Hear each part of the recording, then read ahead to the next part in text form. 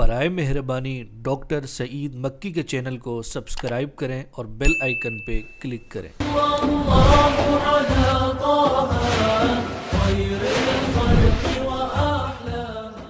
الحمد للہ رب العالمین والصلاة والسلام علی اشرف المرسلین وعلی آلہ وصحبہ اجمعین وبعد۔ اعوذ باللہ من الشیطان الرجیم، بسم اللہ الرحمن الرحیم۔ لقد کان لکم فی رسول اللہ اسوۃ حسنہ، وقال تعالی فإن آمنوا بمثل ما آمنتم به فقد اهتدوا۔ صدق اللہ العظیم۔ سامعین و ناظرین اور سامعات و ناظرات، میرے محترمین و مکرمین، میرے بھائیوں اور بہنوں، ہم رمضان سے پہلے رمضان کی تیاری اور اس ماہ معظم کا احترام اور اپنے توجہات کو نفسی طور پہ، اندرونی طور پہ اللہ کی طرف متوجہ کرنے کے بارے میں ایک دو مجلسوں میں مذاکرہ کر رہے تھے۔ یقین کریں اگر اللہ تعالیٰ نے ہمیں توفیق دے دی کہ ہم رمضان سے پہلے اپنے آپ کو ہم نے متوجہ کر لیا اللہ کی طرف اور اس کی رحمت کی طرف، اور تیار کر لیا کہ ہم نے اس خیرات اور برکات کے موسم سے خوب محظوظ ہونا ہے، تو اس کے اثرات آپ ابھی سے اپنے اندر محسوس کریں گے۔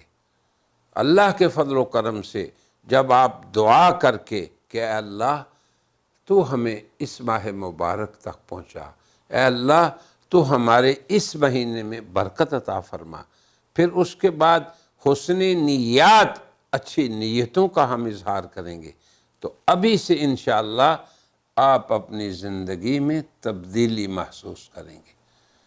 ہم اپنے گھروں کی اصلاح کا وہی پروگرام جو ہم نے پہلے ذکر کیا ہے اپنی دو مجلسوں میں، حضرات صحابہ کرام کی طرح، کہ کس طرح وہ متوجہ ہو جاتے تھے اللہ کی طرف، قرآن کی قرأت کی طرف، صدقات اور خیرات کی طرف، اور اپنے بھائیوں اور ضرورت مندوں کی حاجتوں کی فکر کرنے کی طرف۔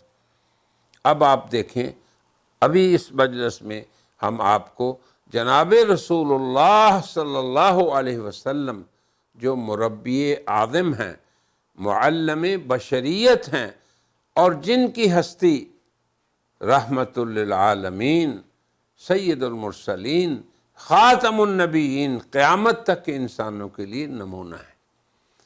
اب جب آپ کی زندگی میں رمضان آیا اور اس سے پہلے یہ شعبان آیا جس میں آپ کثرت سے روزے رکھتے تھے اور حضرات صحابہ کرام پوچھتے بھی تھے آپ سے، تو اسی شعبان کے آخری ایام میں جناب رسول اللہ نے کس طرح اپنے ساتھیوں کو تیار فرمایا، ان کے اندر استعداد پیدا فرمائی، ان کے اندر نفسیاتی طور پہ ایک روح پھونکی کہ کس طرح وہ اس ماہ مبارک کا استقبال کریں۔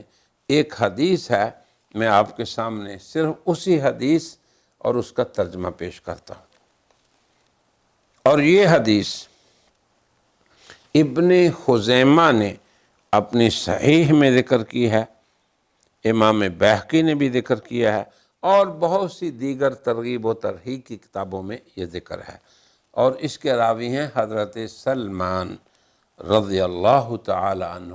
سب جانتے ہیں کتنے عظیم صحابی ہیں حضرت سلمان فارسی، جو رسول اللہ انہیں اپنے اہل بیت میں سے شمار فرماتے تھے۔ وہ فرماتے ہیں خطبنا رسول اللہ صلی اللہ علیہ وسلم فی آخر یوم من شعبان۔ یہ بھی دیکھیں کیسی عجیب مناسبت ہے اس حدیث کو ہماری اس مجلس سے۔ فرمایا کہ جب شعبان کا آخری دن تھا، آخری تاریخ تھی، تو آخری ایام میں ہمیں بھی ایسے ہی کرنا چاہیے کہ ہم گھر والوں کو بٹھائیں، دوستوں کو بٹھائیں، اپنے افراد خاندان کو بٹھائیں اور ان کو یہی بات یاد دلائیں جو جناب رسول اللہ نے اپنے صحابہ کے سامنے پیش کی تھی۔ یہ ہے رمضان کی استعداد اور میری آج کی مجلس کی غرض و غایت۔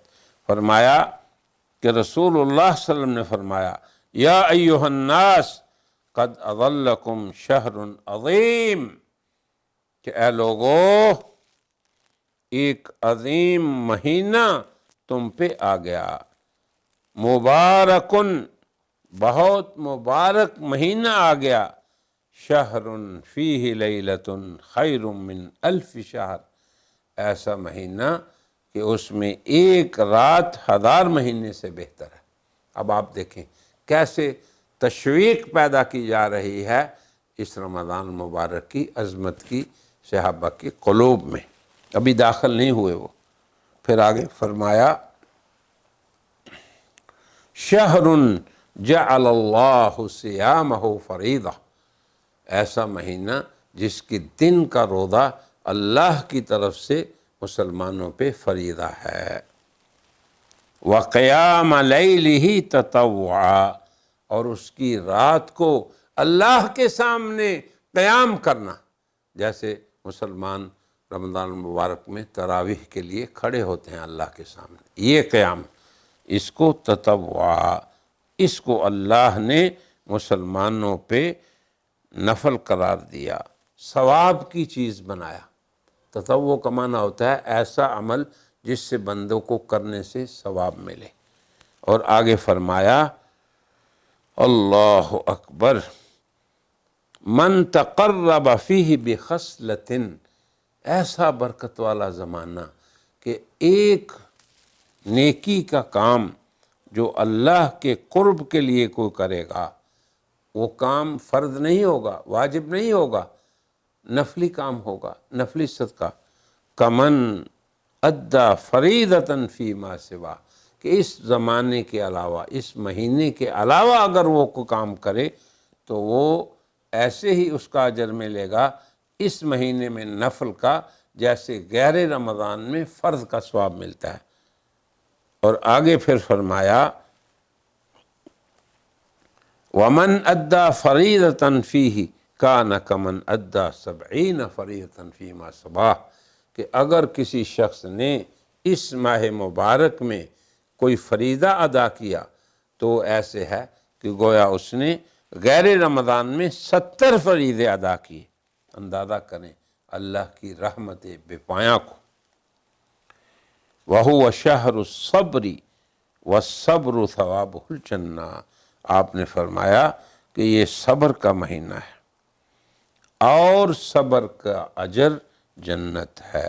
وَشَهْرُ الْمُوَاسَاةِ، یہ غمخاریوں کا مہینہ ہے، جیسے ہم نے پہلی مجلس میں ذکر کیا کہ صحابہ کرام اللہ کی طرف متوجہ ہوتے اور اپنے مال کو بھی دیکھتے کہ اس میں کتنا اللہ کا اور محرومین کا حق ہے، اور اسے نکال کے پھر لوگوں سے غمخاری کرتے۔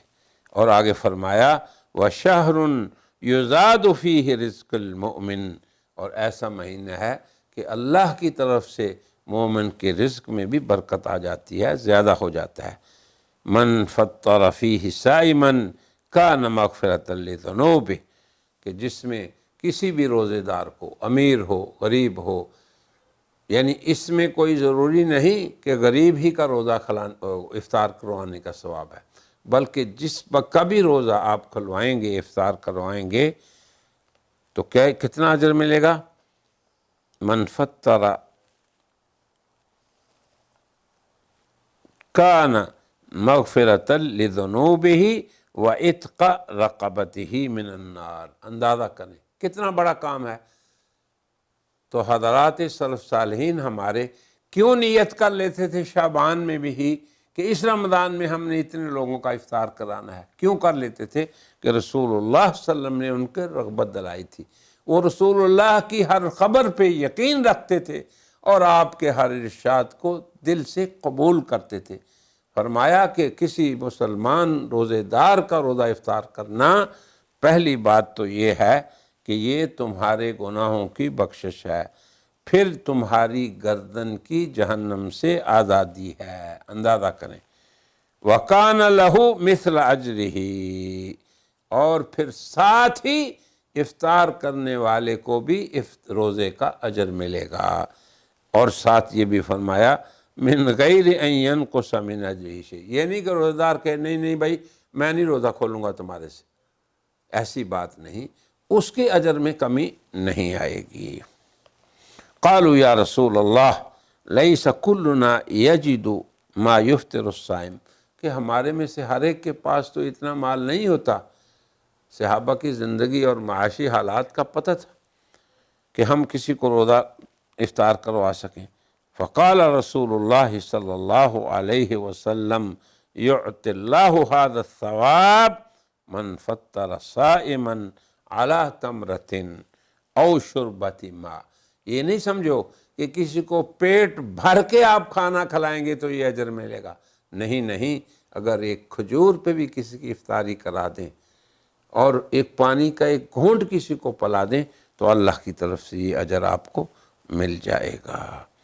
اندازہ کر لیں کیسی اللہ کی رحمتوں اور بخششوں کے بہانے تلاش کر رہی ہیں، اور آگے فرمایا وَهُوَ شَهْرٌ أَوَّلُهُ رَحْمَةٌ وَأَوْسَطُهُ مَغْفِرَةٌ وَآخِرُهُ عِتْقٌ مِّنَ النَّارِ، اس مہینے کا اول عشرہ جو ہے عشرہ رحمت ہے، درمیانی عشرہ مغفرت ہے، اور تیسرا جو عشرہ ہے وہ جہنم سے چھٹکارے کا عشرہ ہے۔ اور جس شخص نے بھی من خفف عن مملوکہ فیہ غفر اللہ لہ وعتقہ من النار، اور جس شخص نے بھی اپنے ہاں کام کرنے والوں کو رمضان المبارک میں ان کے کام کو ہلکا کر دیا کہ یہ بھی روزے دار ہیں، تو یہ اس کا عمل اللہ تبارک و تعالیٰ کی طرف سے مغفرت کا سبب بنے گا اور اس کے جہنم سے چھٹکارے کا سبب بنے گا۔ پھر آگے فرمایا وَاسْتَكْثِرُوا فِيهِ مِنْ أَرْبَعِ خِصَالٍ، آپ نے فرمایا کہ 4 خصلتوں کو تم نے اختیار کرنا ہے، 4 عادتیں اختیار کرنی ہے۔ اسی لیے تو میں کہہ رہا ہوں کہ ابھی سے ہم نیت کر لیں کہ ہم نے اس رمضان میں یہ کرنا ہے۔ یہ دیکھیں جناب رسول اللہ کی تربیت اور صحابہ کو کیسے تیاری کروا رہے ہیں استقبال رمضان کی۔ 2 کام ایسے ہیں ترضون بہما ربکم، کہ تم 2 کاموں سے اپنے رب کو خوش کرو گے، اور 2 کام ایسے ہیں لا غنی بکم عنہما، کہ وہ تمہاری اپنی حاجت کی باتیں ہیں، تمہیں اس کی ضرورت ہے۔ وہ 2 باتیں جن سے تم اپنے رب کو خوش کرو گے تو وہ کیا ہے؟ فشہادت اللہ الہ الا اللہ، کثرت سے یہ پڑھا کرو لا الہ الا اللہ، اشہد ان لا الہ الا اللہ۔ تو ان اذکار کی کثرت کیوں ہم لوگوں کو روکیں؟ رغبت دیں ہم لوگوں کو کہ اللہ اللہ کثرت سے کریں۔ اللہ تعالی ہمیں معاف فرمائے کہ ہم لوگوں کو اعمال کی ترغیب دینے والے لوگ ہیں، تو اس کی کثرت کریں۔ اور آگے فرمایا دوسرا کام کیا کرو؟ ایک تو شہادت کا کلمہ یہ کثرت سے پڑھو، اللہ کی توحید کی شہادت کثرت سے دو، جناب رسول اللہ کی رسالت کی شہادت کثرت سے دو، اور دوسری بات اپنے لیے مغفرت مانگو۔ تو یہ دونوں چیزیں تمہاری اپنی حاجت ہیں، اور دوسری 2 باتیں یہ 2 باتیں یعنی اللہ کی شہادت، توحید کی شہادت اور اپنے لیے مغفرت، فرمایا کہ اس سے تمہارا رب خوش ہوگا۔ یہ بھی دیکھیں اللہ کی رحمت، رحمان کی رحمت دیکھیں کہ کام بھی ہمارا اور اس پہ اللہ ہمارا خوش، تو اس سے اللہ راضی ہوگا۔ وَأَمَّا الْخَصْلَتَانِ اللَّتَانِ لَا غِنَىٰ بِكُمْ عَنْهُمَا، کہ 2 عادتیں یا 2 کام، وہ کیا کہ تمہاری ضرورت ہے، تمہیں اس سے استغنا ہی نہیں، کیا ہے؟ فَتَسْأَلُونَ اللَّهَ الْجَنَّةَ، اللہ سے جنت مانگو، وَتَعُوذُونَ بِهِ مِنَ النَّارِ، اس کی جہنم سے پناہ مانگو۔ اللہ اکبر۔ ہر عمل ہے بندے کی فائدے کے لیے، اس کا الٹیمیٹ فائدہ بندے ہی کو پہنچے گا، یہ ہے رحمان کی رحمت۔ اور آگے فرمایا ومن سقا سائمن سقاہ اللہ من حوضی شربتن لا یظمأ حتی یدخل الجنہ، اور جس شخص نے بھی کسی روزے دار کو کچھ تھوڑا پانی پلا دیا تو اس کے بدلے میں اللہ اسے میرے حوض سے قیامت کے روز پانی پلائیں گے، حتیٰ کہ وہ اس کی پیاس کو بجھا دیں گے، حتیٰ کہ وہ جنت میں داخل ہو جائیں۔ تو یہ حدیث میں نے اس لیے پڑھی ہے کہ جناب رسول اللہ صلی اللہ علیہ وسلم خود صحابہ کرام کو استعداد کراتے تھے کہ شعبان کے اندر ہی تم یہ نیتیں کر لو کہ ہم نے یہ کام کثرت سے کرنے ہیں، اور وہ ساری تفصیل ہم نے آپ کو بتا دی۔